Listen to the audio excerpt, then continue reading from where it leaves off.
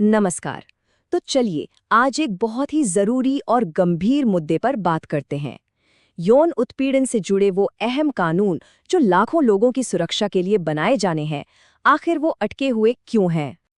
देखिए, ये सिर्फ कुछ कानूनी दस्तावेज नहीं है। ये सुधार लाखों लोगों के लिए एक तरह का सुरक्षा कवच बन सकते हैं। तो फिर सवाल ये उठता है कि ये सुरक्षा कवच अब तक तैयार क्यों नहीं हुआ? दांव पर बहुत कुछ लगा है। तो अगर ये कानून इतने ज्यादा जरूरी हैं, तो फिर ये मामला आगे क्यों नहीं बढ़ रहा है? क्या वजह है कि इसमें कोई प्रगति नहीं हो रही? चलिए, इस पूरी पहेली को सुलझाने की कोशिश करते हैं। ठीक है, तो सबसे पहले समझते हैं मूल समस्या को।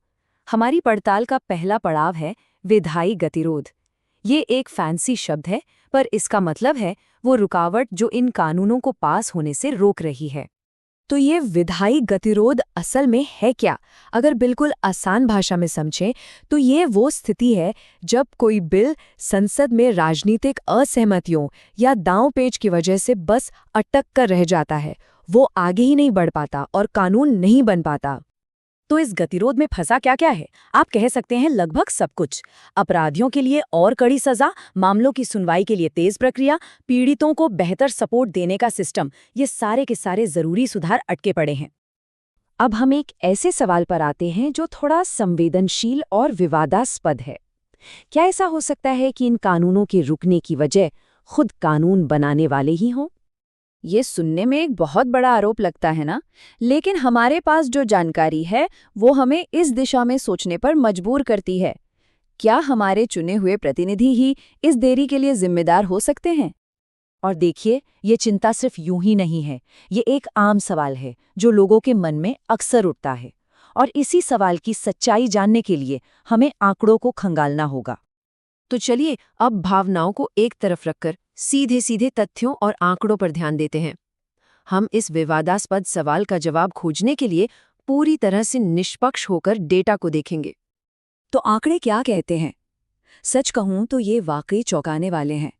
हमारे सांसदों और विधायकों का एक बहुत बड़ा प्रतिशत, जैसा कि यहाँ दिख रहा है, उन्होंने खुद ये घोषित किया है कि उन पर आपराधिक मामले चल रहे हैं। ये हमारी शुरुआती संख्या है। अब चलिए इन मामलों को थोड़ा और गहराई से देखते हैं।